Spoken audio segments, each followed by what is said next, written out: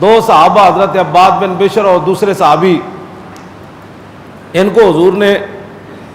رات کے وقت پہرے پر کھڑا کیا، جاؤ جا کر فلاں پہاڑ پر نہ پہرا دو۔ تو دونوں صحابہ نے آپس میں مشورہ کیا کہ بھائی رات کا ٹائم ہے، دونوں جاگتے رہے تو دونوں تھک جائیں گے، اس لیے ایک سوئے گا تو ایک پہرا دے گا، اگر کوئی خطرہ ہوا تو اس کو جگا دے گا۔ عباد بن بشر کہتے ہیں کہ وہ دوسرے صحابی، میں تو سو گیا، انہوں نے نماز کی نیت باندھ لی اور قرآن پڑھنا میں ان لوگوں کے لیے بات کر رہا ہوں جو تراویح پڑھتے ہوئے بھی ایسے ایسے کرتے ہیں، اور جو 4 تراویح کے بعد دیکھتے ہیں اچھا 5 بجے جی 10 منٹ ہوئے، اچھا 4 تراویح ہوئی جے قرآن وال دل ہوئے نا، قرآن وال تو رات بھی گزر جائے سمجھے گا جی ہوں کھڑے ہوئے مولانا صاحب۔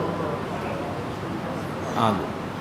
میں جس اسلام کی بات کرتا ہوں وہ اسلام یہ ہے۔ عباد بن بشر کہتے ہیں وہ صحابی کھڑے ہو گئے، انہوں نے کہا کہ میں بھی اگر بیٹھا رہا تو نیند آ جائے گی، انہوں نے قرآن شروع کیا، قرآن پڑھتے پڑھتے پڑھتے کافی رات گزر گئی، کافر آئے، انہوں نے چھپ کر اس صحابی کو تیر مارا،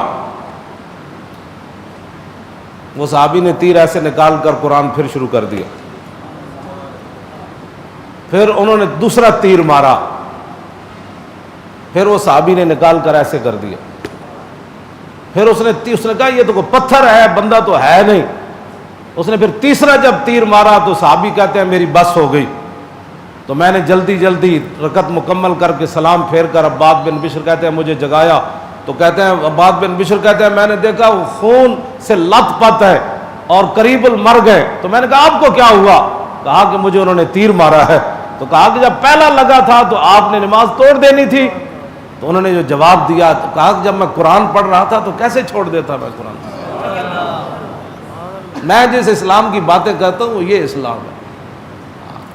جس اسلام کے لیے ایک آدمی 8-20 تراویح بھی نہ پڑھ سکے، اس کو کیا پتا کہ وہ صحابی 3 تیر کھا کر شہید تو ہو گئے لیکن قرآن پڑھتے ہوئے قرآن کو نہیں چھوڑا۔